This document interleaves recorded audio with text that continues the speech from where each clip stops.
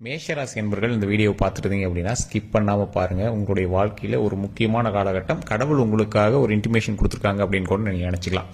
இந்த மேஷராசி இருக்கக்கூடிய நபர்கள் நான் சொல்லக்கூடிய ஒரு முக்கியமான மந்திரத்தை மறக்காம தினம் தினம் ஒரு 3 to 4 டைமாக சொல்லுங்க. அது எந்த டைம் ஃப்ரீயாக இருந்தாலும் சரி, இந்த இடத்துல சொல்லணும் அந்த இடத்துல சொல்லணும் அப்படிலாம் எதுவுமே இல்லை. நீங்கள் எங்கே ஃப்ரீயாக இருந்தாலும் சரி இந்த விஷயத்தை கண்டிப்பாக சொல்லி பாருங்க. ஓம் நவதுர்கையே போற்றி, ஓம் நவதுர்கையே போற்றி, ஓம் நவதுர்கையே போற்றி அப்படிங்கிற மந்திரத்தை நல்லா மைண்டில் ஞாபகம் வச்சுக்கோங்க. எந்த இடத்துல வேணாலும் உங்களுடைய ஃப்ரீ டைமில் நீங்கள் சொல்லலாம். மறக்காமல் இந்த கமெண்ட் செக்ஷனில் 3 டைம் பதிவிடுங்க. அதே மாதிரி இப்போ நான் சொல்லக்கூடிய விஷயம், நீங்கள் செய்யக்கூடிய விஷயம் என்ன அப்படிங்கிறத நான் சொல்கிறேன். இனி வரக்கூடிய 12 நாட்களில் உங்களுக்கு நடக்க போகிற ஒரு முக்கியமான ஒரு விஷயத்தையும் இந்த வீடியோவில் நான் பதிவிடுறேன். இந்த விஷயத்தை பற்றி எந்த ஒரு கருத்துக்களாக இருந்தாலும் மறக்காம நீங்கள் கமெண்ட் செக்ஷனில் பதிவிடலாம். அதே மாதிரி நிறைய பேர் தனிப்படையான ஜோதிடம் பார்க்கணும் அப்படின்னு ஆசைப்பட்டீங்க. கீழே நம்பர் கொடுத்துருக்கேன், டிஸ்கிரிப்ஷனில் நம்பர் இருக்குது. கீழே டெஸ்ட் பண்ணி பார்த்துட்டு அந்த நம்பருக்கு ஃபோன் பண்ணி கூட உங்களோட சந்தேகங்கள் எதுவாக இருந்தாலும் சரி நீங்கள் கேட்டுக்கலாம். அதே மாதிரி உங்களுடைய சந்தேகங்கள் வேறு எதுவாக இருந்தாலும் சார், இந்த மாதிரி திருமணம் சம்மந்தப்படுறது, குழந்தை சம்மந்தப்படுறது, வசியம் சம்மந்தப்படுறது, இந்த மாதிரி எந்த விஷயமாக இருந்தாலும் சரி, அதற்கான நம்பரும் அதுதான். பிரபல ஜோதிடனுடைய நம்பர். நிறைய அரசியல் பிரமுகர்களும் அது மட்டும் இல்லாமல் ஆக்டர்ஸ் வந்து ஜோதிடம் பார்க்கக்கூடிய ஒரு முக்கியமான நம்பர் அது. ஸோ உங்களுக்கு வேணும் அப்படின்னா நீங்கள் வந்து அதன் மூலமாக பேசி தெரிஞ்சுக்கோங்க. இப்போ இந்த மேசராசி என்பர்கள் இந்த வீடியோ பார்த்துட்டு இருக்கிறவங்க நல்லா நோட் பண்ணிக்கோங்க. இந்த நவதுர்க்கை அம்மனை நீங்கள் வந்து வணங்கணும் அப்படின்னு சொன்னதுக்கான காரணம், 9 வகையான தோற்றங்களில் 9 வகையான அவதாரங்களில் துர்க்கை அம்மன் வந்து காட்சி அளிக்கிறாங்க. இந்த அரசர்கள் வந்து ஒரு முக்கியமான ஒரு சூட்சமாக வச்சுட்டு போயிருந்தாங்க. என்ன அப்படின்னா, கோவிலை சுற்றி வரும்போது முக்கியமான பெரிய பெரிய தெய்வங்கள் சிலையை சின்ன வடிவங்களாக அமைச்சு கோவிலினுடைய கர்ப்பகிரகத்துக்கு பின்னாடி வந்து வச்சிருப்பாங்க. மோஸ்ட்லி மக்கள் வந்து என்ன பண்ணுவாங்க அப்படின்னா, பழங்காலத்தில் உள்ளே போனாங்க அப்படின்னா கருவறையிட்ட வணங்கிட்டு அப்படியே வந்துடுவாங்க.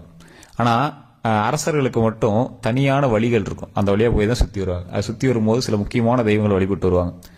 முக்கியமாக போருக்கு போகும்போது ஏதாவது ஒரு விஷயத்தை வந்து வென்று வரணும் அப்படிங்கும் போதெல்லாம் இந்த இறைவனை வந்து வணங்கிட்டு வருவாங்க.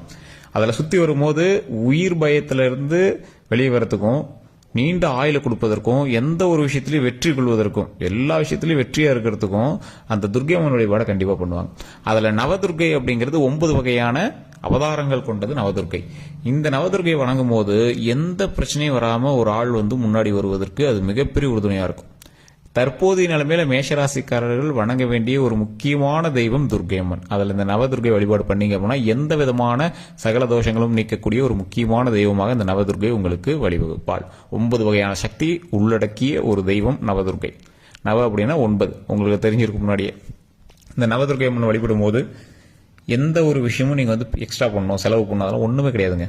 எந்த கோயிலுக்கு போனீங்க அப்படின்னாலும் சுற்றி வரும்போது துர்க்கை அம்மனை நீங்கள் கண்டிப்பாக பார்த்துருப்பீங்க. அந்த துர்க்கை அம்மன்கிட்ட 2 நெய் விளக்கு ஏற்றுங்க. 2 நெய் விளக்கு, ஒரு எலுமிச்சம்பழத்தை எடுத்து அந்த இடத்துல சகுப்பு தலை வச்சுட்டு 2 நெய் விளக்கு அந்த இடத்துல சாமிக்கு நேராக நின்று கும்பிடாமல் ரைட் சைடு நின்று, சாமியோட ரைட் சைடு நின்று நீங்கள் வணங்குங்க. உங்களுடைய பிரச்சனைகள் எதுவாக இருந்தாலும் அந்த சாமிகிட்ட சொல்லி அதை சரி பண்ணுறதுக்கு சொல்லுங்கள். அதை பாசிட்டிவான வழியில் சொல்லணும். ஒரு எக்ஸாம்பிளுக்கு இப்போ உங்களுக்கு கடன் இருக்குது, அதை நீங்கள் எப்படி கேட்கணும் அப்படின்னா, எனக்கு வருமானத்தை கொடு, லாபத்தை கொடுன்னு கேட்கணும். அந்த கடனை அப்படின்னு நீங்கள் கேட்கக்கூடாது. எனக்கு வருமானத்தை கொடு, லாபத்தை கொடு, எனக்கு லாபத்தை கொடுத்து வருமானத்தை கொடுத்து முன்னேற்று, அந்த மாதிரி தான் நம்ம வந்து வழிபடணும். இதுதான் பாசிட்டிவ் வகையான இறை வழிபாட்டு முறை. இது இப்படி தான் ஆறா வந்து வேலை செய்யும். நிறைய பேருக்கு இது கும்பிட்றதே தெரியறதில்ல. கடவுள்கிட்ட போய் முதல்ல அழுகக்கூடாது, கடவுள்கிட்ட போய் அழுது வேண்டக்கூடாது. பிரச்சனையை சொல்லி வேண்டுறீங்க அப்படின்னா அது வேற மாதிரி சொல்லக்கூடாது, பாசிட்டிவான விஷயத்தில் சொல்லணும். உங்களுக்கு என்ன தேவையோ அதை தான் கேட்கணும். இப்படி நடந்துச்சுன்னா அவங்க யாரும் கேட்கல. என்ன தேவையோ அதை மட்டும் சொல்லி வணங்கணும். இந்த மேஷராசிக்காரர்கள் சின்ன சின்ன விஷயங்களுக்கு குழம்பக்கூடிய ராசிகள். என்ன பண்ணுறது ஏது பண்ணுறதுனே தெரியாமல் குழம்பிட்டு இருக்கக்கூடிய ஒரு ராசிகள். ஸோ இந்த ராசிக்காரர்கள் எப்போவுமே வந்து நீங்கள் பண்ணக்கூடிய ஒரு முக்கியமான விஷயம் என்ன அப்படின்னா, இறை வழிபாடாக இருந்தாலும் சரி, இல்லை மற்ற எந்த வழிபாடாக இருந்தாலும் சரி, நீங்கள் ஒருத்தர் சொல்கிறதெல்லாம் பெருசாக மைண்ட்லேயே வச்சுக்க மாட்டீங்க. அவன் கிடக்கிறான்பா அப்படின்ட்டு போயிட்டே இருப்பீங்க. முருகனுடைய மறு அவதாரம்னு சொல்லலாம் இந்த ராசி. முருகனுடைய மறு அவதாரமாக இருந்தாலும் இந்த ராசிக்கு சில சின்ன சின்ன தடங்கல்கள் வந்து தான் நிறைய விஷயங்கள் நடந்திருக்கும். திருமணத்துக்காக இருக்கட்டும், இல்லை குழந்தைகளுக்காக இருக்கட்டும், இல்லை ஏதாவது தொழில் தொடங்குறீங்க அப்படின்னா அதுக்காக இருக்கட்டும், எந்த ஒரு விஷயத்துக்குமே ஒரு சின்ன சின்ன விஷயத்த வந்து நீங்கள் கண்டிப்பாக வந்து ஏதோ ஒரு விஷயத்தில் நீங்கள் அதை உணர்ந்திருப்பீங்க. ஆமாப்பா, ஒரு சின்ன சின்ன விஷயங்கள் தடை நடந்தால் அது நடந்திருக்கு அப்படிங்கிற மாதிரி நீங்கள் வந்து உணர்ந்திருப்பீங்க.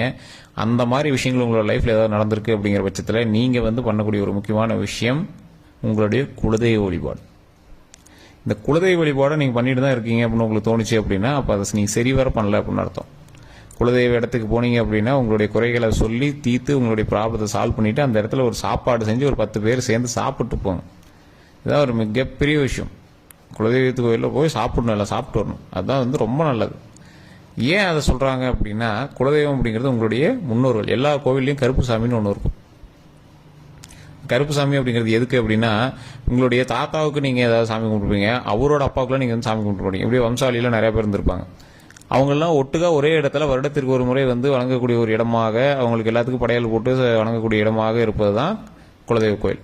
அந்த குலதெய்வ கோயிலில் கருப்பு அப்படின்னு இருக்கும், கருப்பு சாமி இருக்கும். அதாவது வருஷத்துக்கு ஒரு தடவை கருப்பு கட்டுறது அப்படிலாம் கிராமங்களில் இருக்கும். உங்களுக்கு தெரியுமா என்னன்னு தெரியல.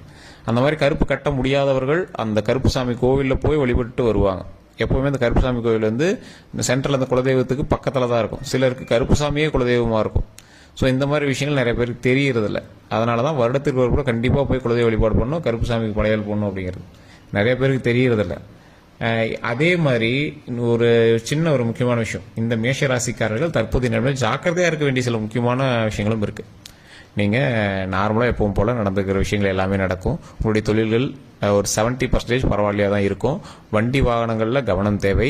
உடல் ரீதியான விஷயங்களில் ரொம்ப ரொம்ப கவனம் தேவை. இது வந்து நீங்கள் கவனமாக இருக்க வேண்டிய விஷயம். இன்னும் வேறவங்களோட பிரச்சனைக்கு நீங்கள் போய் இன்வால்வ் ஆகிறீங்கல்ல, யாரோ ஒருத்தர் பிரச்சனை சார் கூப்பிட்டாங்க போய் என்னன்னு பார்க்கறதுக்கு போயிருந்தோம் அப்படிலாம் பேசுறீங்கல்ல. ஸோ அந்த மாதிரி விஷயத்தில் கண்டிப்பாக நீங்கள் லாக் ஆவீங்க. அந்த மாதிரி விஷயத்தில் மற்றவங்களுக்காக போய் நிற்காதீங்க. இல்லை சார் ஹெல்ப் பண்ணுறது நல்ல மனித இயல்பு தானே, ஓகே தான். ஆனால் அது உங்களுக்கு பிரச்சனை வராத போல நீங்கள் வந்து அதை மூவ் பண்ணிக்கோங்க. தேவையில்லாத மற்றவர்களுக்காக சண்டை சச்சரவுகளில் தேவையில்லாத நீங்கள் வந்து உள்ள நுழைக்காதீங்க, மூக்க நுழைக்காதீங்க. நீங்கள் ஏதாவது கட்ட பஞ்சாயத்துக்கு போகிறீங்க, வேற யாருக்கோ நீங்கள் பெரிய ஆளுன்னு உங்களுக்கு கூப்பிடுறாங்க, அந்த மாதிரி விஷயம் தற்போதைய நிலைமையில் உங்களுக்கு தேவையில்லை.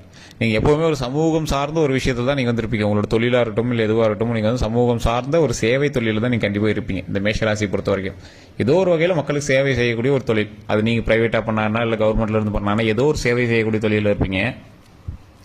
அந்த சேவை செய்யக்கூடிய தொழிலில் இருந்து நீங்கள் வரும்போது, அந்த சேவை செய்யக்கூடிய தொழில் எதுவாக இருந்தாலும் சரி, அந்த சேவை செய்யக்கூடிய தொழிலிருந்து நீங்கள் வரும்போது உங்களுடைய பேரை கெடுக்கிற மாதிரி சில விஷயங்கள் நடத்துறதுக்கான வாய்ப்பு இருக்குது. அந்த பேரை காப்பாற்றிக்கிறது தான் இப்போ உங்களுக்கு முக்கியமான ஒரு விஷயமாகவும் இருக்குது. சார் என்ன சார் பண்ண போகிறாங்க, அவங்க என்ன பண்ணிவிடுவாங்க அதிகபட்சம் அப்படின்னா, ஒன்றும் கிடையாது சார். இப்போ நீங்கள் நார்மலாக ஒரு விஷயம் பண்ணிடுறீங்க அப்படின்னா, அந்த விஷயத்து வந்து ஏதோ ஒரு தப்பு நடந்திருக்கு, அந்த தப்புக்கு நீங்கள் காரணமாகவே இல்லாமல் இருப்பீங்க. ஆனால் நீங்கள் வந்து உள்ள அதில் இருந்ததுனால உங்கள் பேர் சேர்ந்து அடிப்படுறது. நீங்கள் அந்த தப்பு காரணமே இல்லை, அது உங்கள் மேலே தப்பு இல்லைன்னு உங்களுக்கு தெரியும், உங்களுக்கு சுற்றி இருக்குன்னு தெரியும். ஆனால் தூரத்தில் இருக்கிற என்ன இருப்பான், அந்த விஷயத்தில் அவனு தான்ப்பா இருந்தான், அவனு தான் அந்த பிரச்சனையில் இருந்தான்.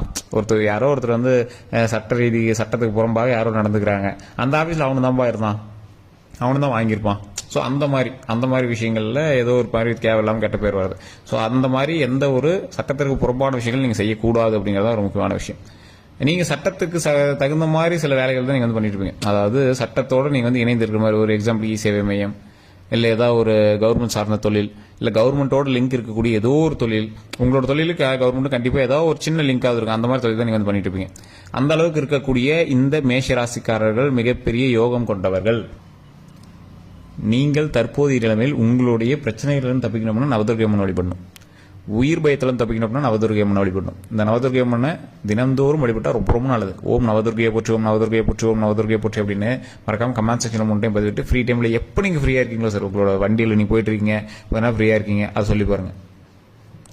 முக்கியமாக நீங்கள் உடல் ரீதியான விஷயங்களில் எந்த இதில் கரெக்டாக இருக்கணும் அப்படின்னா, உங்களோட உடம்புல ஒரு ரத்தம் சம்மந்தப்பட்ட, அதாவது நரம்பு சம்மந்தப்பட்டது, குடல் சம்மந்தப்பட்டது, இந்த மாதிரி விஷயங்கள். குடல் சம்மந்தப்பட்டதுன்னா இது ஒரு பாம்பு போல உங்களோட உடம்புல இருக்கக்கூடிய அத்தனை விஷயங்களையும் நீங்கள் வந்து ஜாக்கிரதையாக இருக்கணும். அதாவது நரம்பு சம்மந்தப்பட்டது, குடல் சம்மந்தப்பட்டது, இதில் கொஞ்சம் பார்த்து இருந்தீங்க அப்படின்னாவே போதுமானது. அதே மாதிரி இந்த சமயத்தில் உங்களுக்கு பல்வலிகள் வரதுக்கான அதிக வாய்ப்புகள் இருக்குது. இது இந்த மேஷராசிக்காரர்களுக்கு தற்போதைய நிலைமையில் இருக்கக்கூடிய ஒரு காலகட்டம். அப்படி இருக்கு அப்படின்னா மறக்காம கமெண்ட் செக்ஷனில் பதிவு விடுங்க. நீங்கள் தேவையில்லாத விஷயங்களுக்கு ஸ்ட்ரெஸ் ஆகக்கூடாது அப்படிங்கிறது ஒரு முக்கியமான விஷயம். அதே மாதிரி தூக்கமின்மை இந்த காலத்தில் உங்களுக்கு இருக்கிறது வாய்ப்புகள் இருக்குது. அதை கரெக்டாக தூங்குறது, வேலை செய்கிறதெல்லாம் கொஞ்சம் கரெக்டாக பார்த்துட்டு கரெக்டாக வச்சுக்கோங்க. அடிக்கடி முருகர் கோயிலுக்கு போயிட்டு வாங்க, அது உங்களுக்கு ரொம்ப இன்னும் பாசிட்டிவ் எனர்ஜி தர ஆரம்பிக்கும். கண்டிப்பாக நீங்கள் ஒரு 10 பேருக்காவது ஒரு தயிர் சாதமோ, புளி சாதமோ, எலுமிச்சை சாதமோ ஏதோ ஒன்று ஒரு 10 பேருக்காவது நீங்கள் வந்து கொடுக்கணும் இந்த காலகட்டத்தில். அது ஒரு பெரிய செலவுலாம் ஆகிடாது. அப்படி இல்லைன்னா வீட்டில் நீங்கள் ஒரு கப்பில் செஞ்சு கூட ஒரு சின்ன சின்ன தட்டத்தில் வச்சு அப்படியே ஒரு 10 பேருக்கு கொடுக்குற மாதிரி கூட நீங்கள் வந்து ரெடி பண்ணுங்கள். அது ரொம்பவே உங்களுக்கு வந்து மிகப்பெரிய புண்ணியத்தை தரும். நீங்கள் செய்யக்கூடிய எந்த ஒரு விஷயமா இருந்தாலும் தடையில்லாமல் உருவாக்கும். அதே மாதிரி அரசாங்க தொழில் பரவாயில்லையா இருக்குது, தொழில் பண்ணுறவங்க கொஞ்சம் பார்த்து பண்ணுங்கள். பார்ட்னரோட தொழில் பண்ணிட்டு இருப்பீங்க, அந்த மாதிரி விஷயத்தில் கொஞ்சம் கவனம் தேவை. பார்ட்னர் மேலே ஓவர் நம்பிக்கை தேவையில்லை, ஓரளவுக்கு கரெக்டாக வச்சுக்கோங்க. அதே மாதிரி புதுசாக தொழில் தொடங்கலாம் அப்படின்னு ஆரம்பிங்க, அதிக முதலீடு போடுறது கொஞ்சம் யோசிச்சு பாருங்கள். தனிப்படையான ஜோதிடத்தை செக் பண்ணிட்டு பண்ணுங்கள். தனிப்படையான ஜோதிடம் பார்க்கும்போது உங்களுக்கு ஓரளவு லைட்டாக இதாக இருக்குது அப்படின்னா உங்க கூட இருக்கிறவங்க, உங்களோட பார்ட்னரோ இல்லை உங்கள் வீட்டில் இருக்கலாம், உங்களோட குழந்தையோட ஜாதகத்தை கண்டிப்பாக பார்த்துட்டு அதுக்கு மேலே பண்ணணும். அப்படி பார்க்கணும் அப்படின்னா கீழே கான்டாக்ட் நம்பர் டீட்டெயில்ஸ் கொடுத்துரும், ஜஸ்ட் நீங்கள் வந்து கால் பண்ணி கேட்டு தெரிஞ்சிக்கலாம். அதே மாதிரி இதுவரை உங்களுக்கு இருந்த தடைகள் நீங்கக்கூடிய ஒரு நேரம். தடைகள் நீங்கி நீங்க வந்து ஒரு புத்துணர்ச்சியா நீங்க வந்து செயல்படக்கூடிய ஒரு முக்கியமான காலகட்டமாக வரக்கூடிய காலகட்டங்கள் அருமையான காலகட்டங்களாக வருகிறது, அருமையான காலகட்டங்களாக வரப்போகுது. ஸோ அதுக்கு தகுந்தாற் போல் நீங்கள் நடந்துக்கோங்க. வேற ஏதாவது கருத்துக்கள் இருக்கு அப்படிங்கிற பட்சத்தில் கமெண்ட் செக்ஷன்ல பதிவிடுங்க. இதுவரை நம்ம சேனல் சப்ஸ்கிரைப் பண்ணாமல் தான் சப்ஸ்கிரைப் பண்ணுங்க. பக்கத்தில்